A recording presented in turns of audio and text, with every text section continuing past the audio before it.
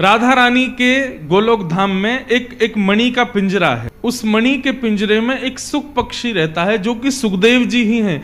अब श्री किशोरी जी को इतना सुख मिलता है कि उन्होंने अपने जो सुख पक्षी है उसको इतने ठाकुर जी के नाम रटा दिए कि अब जब जब किशोरी जी उसके सन्मुख जाती हैं तो गोविंद दामोदर माधव इस प्रकार कह के करके वो कीर्तन करता है और किशोरी जी को उससे बड़ा प्रेम हो गया। किशोरी जी को बहुत सुख है कि अब ये नित्य ठाकुर जी का नाम जप करता है। चलते फिरते उठते बैठते जब जब भी अपने कक्ष में आती हैं किशोरी जी, वो तोता गाना शुरू कर देता है, ठाकुर जी का नाम उच्चारण करना प्रारंभ कर देता है। किशोरी जी को बहुत सुख है कि अब ये नित्य ठाकुर जी का नाम जप करता है। चलते फिरते उठते बैठते जब जब भी अपने कक्ष में आती हैं किशोरी जी, वो तोता गाना शुरू कर देता है, ठाकुर जी का नाम उच्चारण करना प्रारंभ कर देता है। एक दिन स्वयं श्री राधा रमन लाल जी जब गोलोक धाम पहुंचे और किशोरी जी के अंतःपुर में उन्होंने प्रवेश किया, ललिता विशाखा आदि समस्त सखियों ने ठाकुर जी को प्रणाम किया, लेकिन उस सुख पक्षी ने प्रणाम नहीं किया ठाकुर जी को।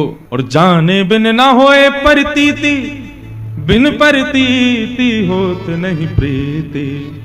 और जब तक प्रीति नहीं होगी तब तक श्याम सुंदर मिलेंगे नहीं। तब किशोरी जी ने उस सुख पक्षी को आज्ञा की कि हे सुख, तुम पृथ्वी पर जाओ और जिनका तुम नाम गाते हो ना, इनकी कथा सुन करके आओ, इनकी कथा में रम करके आओ, तब मेरी प्राप्ति होगी, नहीं तो लौट करके मेरे पास आना मत। श्री शुक मूर्छित भय माश शठ, 6 महीने के लिए मूर्छित हो गए शुकाचार्य जी। किशोरी जी से वियोग जब हुआ तब पुनः किशोरी जी की प्राप्ति के लिए शुकाचार्य जी ने पृथ्वी पर आकर के पहले महादेव से अमर कथा को श्रवण किया और फिर वेद व्यास जी के यहाँ पुत्र रूप में जन्म लेकर के संपूर्ण भागवत को अपने हृदय में धारण किया और परीक्षित को सुना करके, कहीं भी ग्रंथों में वर्णन नहीं है कि सुखदेव जी कहां गए, कथा सुनाते पूरी करते सीधे श्री शुकाचार्य जी किशोरी जी की शरण में चले गए।